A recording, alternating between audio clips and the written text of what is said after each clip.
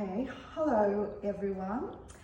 I'm standing here. I've just been for my very early morning walk with Bert along the Hawkesbury River in Windsor, and I'm back to tell you about tonight's opening and exhibition. It's the last exhibition for the year, and it's actually the last exhibition for maybe 6 months to 12 months. I'm not sure yet, that I am having a little break for a while. So I thought it would be lovely to finish the year with a collection of very small works, ideal for Christmas. I think small works are playful. I think they make you feel happy, and we've called it Little Beauties because there's some here that are just divine, and they are beauties. I'm going to run through the exhibition. I don't have a floor sheet yet. I'm still in my walking clothes. I'm behind with everything. Christmas is upon us, but let's make a start. So let's start with this beautiful work, and I'm going to put my hand in front of them so you can actually see the size.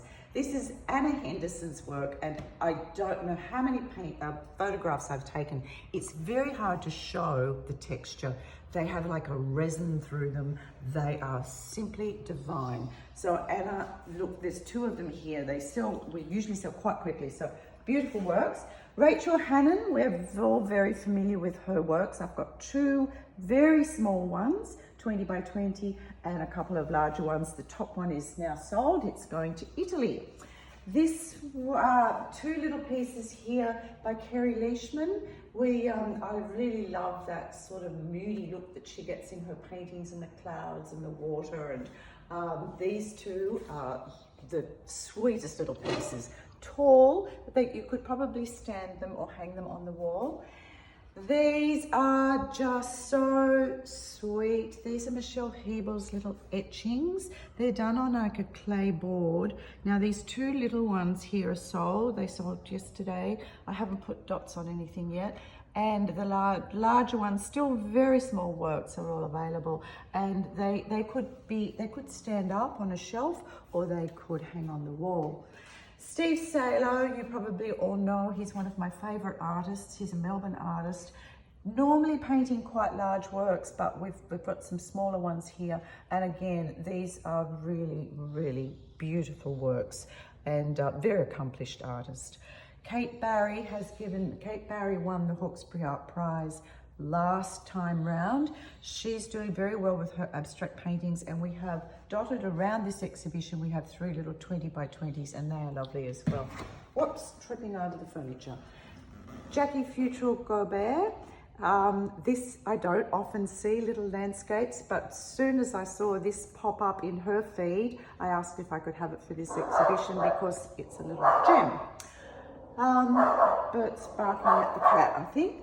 Lucilla Zentner, again, another very accomplished artist who was actually finalist in the Archibald this year, but not normally known for her small works, but we are very lucky to have 2 of her tiny wee paintings here. James Lyle, another one of my favourite artists, based in Bathurst. He's been with the gallery since I opened, so 20 years ago, and always a joy to see his works. Couple of little ones here by Nicole Marler, very gorgeous, little tiny little, look like Paddington houses. Well, I'm not sure where they are, but lovely terrace houses. Paul Gorgon, Blue Mountains artist, lovely painting of I can't tell you exactly where it is, but it's definitely in the mountains, I can tell. Antoinette Tyndall, 2 of her still life paintings, 30 by 30. Always a joy to behold. Just look at those cyclamens, love them. Another one of James Lyle's paintings. Now this one is very textured and adorable, really lovely. Again, another one that's very hard to photograph, but just the texture and I think it's a scene in Bathurst, and you can see the shadow across the water. It's really quite a beautiful painting. Rhonda Campbell, one of the big fans of our gallery. We're a very big fan of hers. These 3, this one looks like it's sold, but 2 of her, now this series was it's not her wetland series. These look like the Outback series. and we had a few, we've got a few more. I think there's only 3 in this lot, and we've got some of the wetlands left.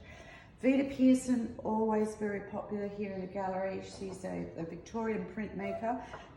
We have some of her unframed works if you wanted to send these overseas or just keep them for framing later on and split the cost. They're not expensive. I think these little ones work out at $55, so, you know, beautiful works. Moving quite along, a couple more Avitas here on the wall and sold. Then here's one of Rhonda's wetlands paintings, 30 by 30. There are some more we have out the back, but I can't hang everything. So that's an example of some of the pieces we have. We've got a few decoration, Christmas things and ceramics, but I haven't put them all out yet. I just haven't had time to get around to doing it all. Melissa Reed Devine is a local artist, very popular, always colourful. She dresses the same as her paintings, always full of colour, and she herself is full of life and colour and beautiful person. And we have 3 of her little ones, 1 without a frame, 2 with frames. We'll keep going. We've got some Indigenous pieces, mostly out the back in the other room, but I wanted to include a couple here. Another little apple, Steve Salo. Scott Owen is an artist that I love having in the gallery. He's a Sydney artist, and we haven't had any of his pieces for some time. So these 2, I know he had an exhibition in the city a little while ago, very big pieces, but it's always lovely to have some smaller ones.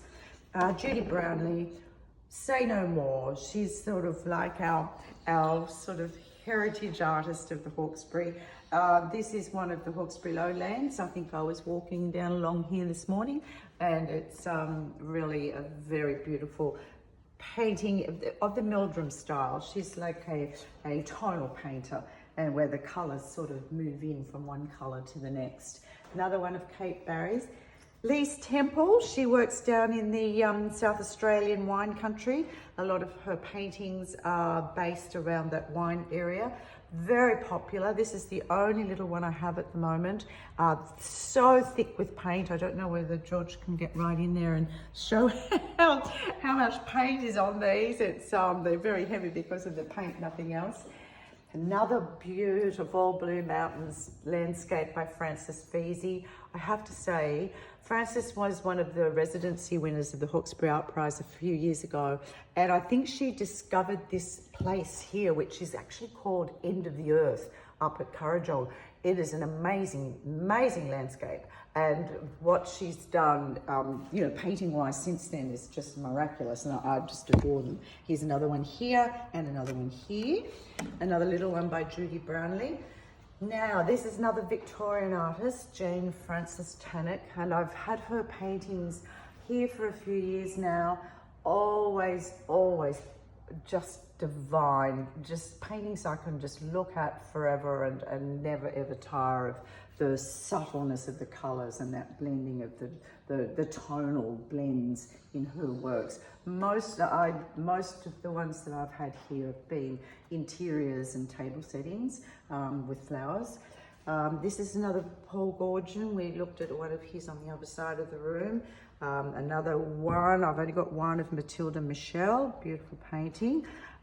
Kate Barry, and another Jane Frances Tannock. This little one I won't say it's unframed because it's actually set on board, so it can be hung as it is, or like this one over here, it could be framed with quite an elaborate frame. We've got one Harley Manifold, Nighttime Save. I love this painting.